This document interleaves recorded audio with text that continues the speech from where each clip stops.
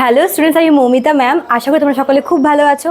Student, আজকে আমি তোমাদের সেকেন্ড সেমিস্টার মেজর ইংলিশ থেকে যে দ্য ফ্রগস ড্রামাটি রয়েছে সেখান থেকে কিছু এক্সাম ওরিয়েন্টেড ইম্পর্টেন্ট 6 মার্কসের কোয়েশ্চেন নিয়ে আলোচনা করতে চলেছি। ঠিক আছে, শুরু করার আগে বলে রাখি যে আমাদের অনলাইন ক্লাসে তোমরা যারা আমাদের অনলাইন ক্লাসে যুক্ত হতে চাও, আমাদের ক্লাস কিন্তু চলছে। তোমাদের এক্সামের খুব একটা বেশি দেরি নেই। তোমাদের জুনের মিডিলে হবে হয়তো পরীক্ষা, মোস্ট প্রবাবলি। তো তোমরা দেরি না করে ঝটপট আমাদের হেল্পলাইন নাম্বারে যোগাযোগ করে আমাদের সাথে যুক্ত হয়ে যেতে পারো। আমাদের হেল্পলাইন নাম্বার দেখো দেওয়া আছে এই কর্নারে দুটো। একটা হচ্ছে 6295916282, আরেকটা হচ্ছে 7076398606। ঠিক আছে, আমাদের দুটো হেল্পলাইন নাম্বার রয়েছে। তোমরা যারা আমাদের সাথে অনলাইনে আমাদের কাছে পড়তে চাইছো তারা যে কোনো একটি নাম্বারে যোগাযোগ করে আমাদের সাথে যুক্ত হয়ে যাও। ঠিক আছে, এবং আমাদের কোর্সের দেখো ডিউরেশন দেওয়া আছে 6 মান্থের, 6 মাসের আমাদের কোর্স। দেখো জানুয়ারি মাসে শুরু হয়েছিল এবং এটা এপ্রিলের প্রায় শেষের দিকে চলে এসেছি আমরা। খুব একটা বেশি কিন্তু তোমাদের এক্সামের দেরি নেই, প্রায় এক্সামের কাছেই চলে এসেছি। তো তোমরা অনেকেই কমেন্ট করো, অনেকে এখনও পড়াশোনা হয়তো সেভাবে শুরু করনি। তো তোমাদের বলে রাখি যে এক্সাম খুব একটা কি বেশি কিন্তু দেরিতে নেই। ঠিক আছে, তো তোমরা দেরি না করে আমাদের হেল্পলাইন নাম্বারে যোগাযোগ করে আমাদের সাথে যুক্ত হয়ে যাও। আর দেখো আমাদের কোর্সের যে ফি রাখা হয়েছে সেটা কিন্তু খুবই সামান্য, অনলি 999 টাকা রাখা হয়েছে তোমাদের কোর্স ফি। ঠিক আছে, তোমরা এই 999 টাকায় কিন্তু পুরো কোর্সটা পেয়ে যাচ্ছ। তোমরা major, ACC, Aisi, MDC, minor সবটাই কিন্তু তোমরা পেয়ে যাচ্ছ অনলি 999 টাকায়। ঠিক আছে, চলো টপিকে ফিরে আসি। দেখো যেটা শুরুতে তোমাদেরকে বললাম যে আজকের টপিক হচ্ছে দ্য ফ্রগস ড্রামা থেকে। ঠিক আছে, তো এখান থেকে তোমাদের আমি সামারিটা করিয়েছিলাম। তোমাদের দ্য ফ্রগসে আমি প্রথমদিন তোমাদের স্টোরিটার ব্যাকগ্রাউন্ডটা এবং ক্যারেক্টারগুলো করিয়েছিলাম। তারপরে আমি তোমাদের এটা সামারি অ্যানালাইজ করেছিলাম। তো তোমরা যারা দেখোনি, যারা স্কিপ করে গেছো, তারা একটু ব্যাকে গিয়ে তোমরা দেখে নিতে পারো যে আমি কিন্তু তোমাদের এই ড্রামাটা ভালো করে করিয়ে দিয়েছিলাম। ঠিক আছে, তো আজকে তোমাদের এখান থেকে 6 মার্কসের যে কোয়েশ্চেনগুলো ইম্পর্টেন্ট এখান থেকে পড়তে হবে সেগুলো নিয়ে আলোচনা করব। ঠিক আছে, দেখো প্রথমে যেটা আছে 1 নম্বরে, সেটা হচ্ছে হু ইজ হেরাক্লেস।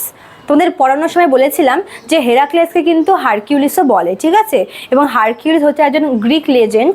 তিনি গড জিউস, মানে গ্রিক গড জিউসের মানব সন্তান ছিল, এবং মানব সন্তান হওয়ার পরও তার কাছে কিন্তু কিছু ঐশ্বরিক পাওয়ারও ছিল তার কাছে। ঠিক আছে, এবং এই গল্পের যে প্রোটাগনিস্ট অর্থাৎ ডায়োনিশাস কিন্তু এই হেরাক্লেস বা হারকিউলিসের সাহায্য নিয়েই কিন্তু আন্ডারওয়ার্ল্ডে গেছিলেন। ঠিক আছে, তো এখানে হেরাক্লেস কে সেটা এখানে জানতে চেয়েছে, এবং ওর সঙ্গে দেখো এখানে বলেছে যে ওয়াই ডাজ ডায়োনিশাসকে, যে কিনা গল্পটার প্রোটাগনিস্ট, মেন ক্যারেক্টার। ঠিক আছে, বলেছে why does Dionysus disguise himself as Heracles.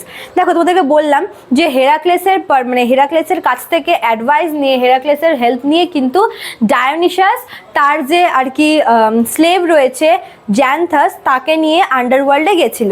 এবার এখানে একটা কথা বলে রাখি, ডায়োনিশাস যে আন্ডারওয়ার্ল্ডে গেছিল সে কিন্তু এক্স্যাক্টলি হেরাক্লেসের মতো সেজে সেখানে গেছিল। ঠিক আছে, হেরাক্লেস একজন গ্রিক লেজেন্ড এবং সে এর আগেও আন্ডারওয়ার্ল্ডে গিয়ে ফিরে এসেছে। কাজেই তার কাছ থেকে সবটা জেনে নিয়ে তার মতো পোশাক পরে গেলে হয়তো তার কাজ হতো বলে এটা মনে করেছিল ডায়োনিশাস। এই জন্যই সে কী করেছিল, হেরাক্লেসের মতো জামা, যেটা হেরাক্লেস পরতো, মানে ওই সিংহর চামড়া দিয়ে তৈরি মানে কস্টিউম, সেরকমভাবে পরে হুবহু হেরাক্লেস সেজে কিন্তু ডায়োনিশাস কী করেছিল, আন্ডারওয়ার্ল্ডে গেছিল। ঠিক আছে, তারপরে দেখো 2 নম্বরে কি বলেছে, what qualities of Aeschylus could help reconstruct the polis. দেখো এই যে ডায়োনিশাস আছে, সে কিন্তু মেন আর কি আন্ডারওয়ার্ল্ডে গিয়েছিল ইউরিপিডিসকে রিবর্ন করানোর জন্য, ইউরিপিডিসকে ফিরিয়ে আনার জন্য, যার মৃত্যুর পরে গ্রিসের এথেন্সের কি অবস্থা খুবই খারাপ। সেখানকার লেখা, সেখানকার যে আর কি শিল্প জগতের অবস্থা খুবই খারাপ। ঠিক আছে, তো এই জন্য ইউরিপিডিসকে আন্ডারওয়ার্ল্ড থেকে এনে আবার রিবর্ন করানোর কথা ভাবছিল ডায়োনিসাস। কিন্তু যখন সে সেখানে যায়, সেখানে গিয়ে দেখে যে আরও একজন আর কি ফেমাস প্লে রাইট সেখানে উপস্থিত আছেন, তিনি হচ্ছেন এসকেলাস। তোমরা এসকেলাসের গল্প পড়েছো, অ্যাগামেমনন তোমাদের আমি পড়িয়েছিলাম, ঠিক আছে, তোমাদের সিলেবাসেই রয়েছে। তো এসকেলাস এবং ইউরিপিডিসের মধ্যে একটা বাক বিতর্ক লেগেছিল, একটা বাক যুদ্ধ হয়েছিল যে কার মানে কে কতটা ট্যালেন্টেড সেটা দেখার জন্য। এবং মানে আলটিমেটলি দেখা যায় যে এসকেলাসের যে কোয়ালিটিসগুলো সেগুলো কিন্তু একটু আলাদাই এবং বেশ সুপিরিয়র কোয়ালিটির, ঠিক আছে। যেই কারণে এসকেলাসকে মানে ইউরিপিডিসকে না নিয়ে গিয়ে এসকেলাসকেই কিন্তু মানে শেষ পর্যন্ত নিয়ে এসেছিল ডায়োনিসিয়াস এবং তার স্লেভ জ্যান্থাস, ঠিক আছে। তো এখানে ওটাই জানতে চেয়েছে যে এসকেলাসের কোন কোন কোয়ালিটিগুলোর জন্য মানে কোন কোন কোয়ালিটিগুলো দেখে মনে হয়েছিল যে তাকে রিবর্ন করালে সে আবার সেই হারানো যে আর কি এথেন্সের অবস্থা সেটাকে আবার ফিরিয়ে আনতে পারে, ঠিক আছে। আচ্ছা, তারপরে 3 নম্বরে দেখো, what does Euripides claim as his contribution to drama. দেখো ইউরিপিডিস এবং এসকেলাস দুজনেই কিন্তু ফেমাস ড্রামাটিস্ট। দেখো কারোর সাথে কারোর কিন্তু লেখার আমরা তুলনা করব না, কারোর সাথে কারোরই লেখা তুলনা করা ঠিক না। প্রত্যেকের নিজস্ব ধরন আছে, নিজস্ব স্টাইল আছে লেখার। ঠিক তেমনই ইউরিপিডিসও অন্য স্টাইলে লেখে এবং এসকেলাসও অন্য স্টাইলে লেখে। বাট যখন এদের মধ্যে ওই বাক বিতর্কটা হয়, দেখা যায় যে ইউরিপিডিসের কোয়ালিটিসগুলোর থেকে মানে একটু কিছুটা হলেও এসকেলাসেরটা সুপিরিয়র, মানে 19-20 ছিল, ঠিক, যে কারণে এসকেলাসকে কিন্তু নিয়ে আসে। বাট ইউরিপিডিস মানে যখন আর কি এই ইয়েটা লাগে, যখন এই আর্গুমেন্টটা চলে এসকেলাস আর ইউরিপিডিসের মধ্যে, তখন ইউরিপিডিস মানে তার হচ্ছে এই মানে ড্রামাতে বা নাটকে তার কি কন্ট্রিবিউশন আছে, তার অবদান কেমন, ঠিক আছে, গ্রিসের এনসিয়েন্ট গ্রিসের আর কি ড্রামাতে তার যে ভূমিকাটা, তার কন্ট্রিবিউশনটা, তার অবদানটা, সেটা সে ক্লেম করেছিল, সেটা কি সে হচ্ছে বলেছিল। তো ওটাই জানতে চেয়েছে যে ইউরিপিডিস কি বলেছিল, মানে তার কোন কন্ট্রিবিউশনের ব্যাপারটা সে আর কি বলেছিল যখন ওই আর্গুমেন্টটা চলছিল, ঠিক আছে। আচ্ছা, 4 নম্বর দেখো কি বলেছে, important theme of the play. এই ড্রামাটার যে থিমটা কিসের উপরে ভিত্তি করে এই ড্রামাটা লেখা হয়েছে সেটা কিন্তু এখানে চেয়েছে। থিমটা ভীষণই ইম্পর্টেন্ট তোমাদের এই দ্য ফ্রগস থেকে, ঠিক আছে। তারপর দেখো কি বলেছে, হিস্টোরিক্যাল ব্যাকগ্রাউন্ড।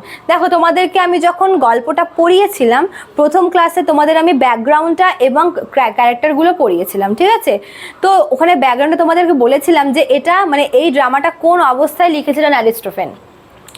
এটা এমন একটা সময়ের অবস্থা, এমন একটা অবস্থার কথা দেখানো হচ্ছে যেখানে এনশিয়েন্ট গ্রিসের এথেন্সে হচ্ছে ইউরিপিডিস নামে একজন ফেমাস প্লে রাইট মারা গেছেন এবং তার মারা যাওয়ার পরে সেখানকার মানুষরা শিল্প বিমুখ হচ্ছেন, ঠিক আছে। অর্থাৎ তারা হচ্ছে মানে এই যে নাটক, তারপর হচ্ছে লেখালেখি, তারা এইসব থেকে কি তারা দূরে সরে যাচ্ছে, ঠিক। তাদের মধ্যে হয় না যে একজন মানে কেউ থাকবে যারা হচ্ছে যারা তাকে ইন্সপায়ার করবে, তো সেই ইন্সপায়ার করার মানুষটাই কি মারা গেছিলেন, ইউরিপিডিস, ঠিক আছে। যেই কারণে সেখানকার মানুষরা একটু শিল্প বিমুখ হয়ে যাচ্ছিল, তাদের মধ্যে তারা সেই ইন্টারেস্টটা হারিয়ে ফেলছিল, ঠিক আছে। তখনই কি হয়েছিল, এই আর কি গ্রিক গড যিনি আছেন যার নাম হচ্ছে ডায়োনিসাস, তিনি ঠিক করেছিলেন যে এদের মধ্যে এই এথেন্সের মানুষদের মধ্যে আবার সেই ইন্টারেস্টটা গ্রো করার জন্য ইউরিপিডিসকে তিনি আন্ডারওয়ার্ল্ড থেকে আবার তিনি রিবর্ন করাবেন আর্থে, ঠিক আছে। তো এটা হচ্ছে তোমার হিস্টোরিক্যাল ব্যাকগ্রাউন্ড ছিল এই গল্পে, যার পরিপ্রেক্ষিতে, যার উপর ভিত্তি করে এই গল্পটা লেখা হয়েছে। এর সঙ্গে দেখো অর দিয়ে কোয়েশ্চেনটা এভাবে আসতে পারে যে what does the frogs reveal, ঠিক আছে, about life in ancient Athens. দেখো আমরা এই ড্রামাতে কোরাস বলতে আমরা দুটা কোরাস পাই। একটা হচ্ছে ওই সেই ফ্রগসগুলো, সে ব্যাঙগুলো, আর একটা কি ওই মানে আন্ডারওয়ার্ল্ডে যাওয়ার পথে মানে যে আর কি সেকেন্ড যে কোরাস টিমটাকে পেয়েছিল সেটা। তো যে ফ্রগস যারা ছিলেন আর কি, সেই ফ্রগসরা মানে এই এনশিয়েন্ট গ্রিসের মানুষদের ব্যাপারে, মানে এথেন্সের মানুষদের ব্যাপারে, তাদের লাইফের ব্যাপারে কোন জিনিসটা রিভিল করেছিল সেটা এখানে জানতে চেয়েছে, ঠিক আছে। অর্থাৎ ঘুরে ফিরে কিন্তু সেই একই অবস্থা, মানে সেখানকার মানুষজনদের এখন বর্তমান অবস্থা কেমন, সেখানকার অবস্থা কেমন, ঠিক আছে, এই সব জিনিসটা কিন্তু এখানে জানতে চেয়েছে। তো এটা হিস্টোরিক্যাল ব্যাকগ্রাউন্ড হয়েও আসতে পারে, অথবা মানে ওই ফ্রগসগুলো কীভাবে এনশিয়েন্ট গ্রিসের মানুষদের আর কি লাইফটাকে এখানে এক্সপ্লেন করেছে, রিভিল করেছে, সেটা এখানে জানতে চেয়েছে। তো ঘুরে ফিরে একই কোয়েশ্চেন। তো এই 5টা তোমাদের দ্য ফ্রগস থেকে 6 মার্কসের কোয়েশ্চেনের জন্য ইম্পর্টেন্ট। তোমাদেরকে আমি আরও একবার বলে দিচ্ছি, ঠিক আছে। প্রথমে দেখো আছে হু ইজ হেরাক্লেস, হেরাক্লেসকে। তারপর হচ্ছে কেন ডায়োনিসাস হেরাক্লেসের মতো আর কি নিজেকে ডিসগাইজ করে, মানে হেরাক্লেসের ছদ্মবেশে সে কেন নিয়েছিল ছদ্মবেশটা। 2 নম্বরে বলেছে যে এসকেলাসের কোন কোন কোয়ালিটিসগুলো হচ্ছে আবার ওই মানে এথেন্সের মানুষদের মনে আবার নতুন করে হচ্ছে শিল্পর প্রতি ভালোবাসা জাগাতে পারে বলে মনে হয়। 3 নম্বরে বলেছে যে ইউরিপিডিস মানে সে তার আর কি এই লেখক জীবনে তার সে যে একজন বড় ড্রামাটিস্ট, সেই ড্রামাতে, এনশিয়ান্ট গ্রিক ড্রামাতে তার অবদানটা সে কিভাবে বলেছে, সে কিভাবে এক্সপ্লেন করেছে, সেটা এখানে জানতে চেয়েছে, ঠিক আছে। 4 নম্বরে তোমার বলেছে হচ্ছে ইম্পর্টেন্ট থিম, এই ড্রামাটার যে ইম্পর্টেন্ট থিমটা, যার উপর ভিত্তি করে ড্রামাটা লেখা, থিমগুলো এখানে জানতে চেয়েছে। আর লাস্ট হচ্ছে তোমার এই ড্রামাটার হিস্টোরিক্যাল ব্যাকগ্রাউন্ড, ঐতিহাসিক পটভূমি যাকে বলে, কোন পটভূমিতে বা কোন পরিপ্রেক্ষিতে লেখা হয়েছে। অথবা এটা এভাবেও আসতে পারে যে এই গল্পে এথেন্সের মানুষদের জীবনটাকে কিভাবে রিভিল করা হয়েছে, ঠিক আছে। তো আশা করি তোমাদের ভিডিওটি হেল্পফুল হবে। তোমাদের এই কটা ছিল হচ্ছে 6 মার্কসের কোয়েশ্চেন। আমি তোমাদের নেক্সট ক্লাসে 12 মার্কসের কোয়েশ্চেনগুলো নিয়ে আলোচনা করব, আশা করি সেটাও তোমাদের হেল্পফুল হবে। তো তোমরা হচ্ছে ভিডিওটি পুরোটা দেখবে, আর নেক্সট যে 12 মার্কসেরটা আসতে চলেছে সেটাও তোমরা দেখবে। আর আজকের ভিডিওতে তোমাদের ভালো লাগলে তোমরা অবশ্যই লাইক, কমেন্ট করবে, শেয়ার করবে। দেখা হচ্ছে নিউ ক্লাসে নিউ ভিডিও নিয়ে। Thank you.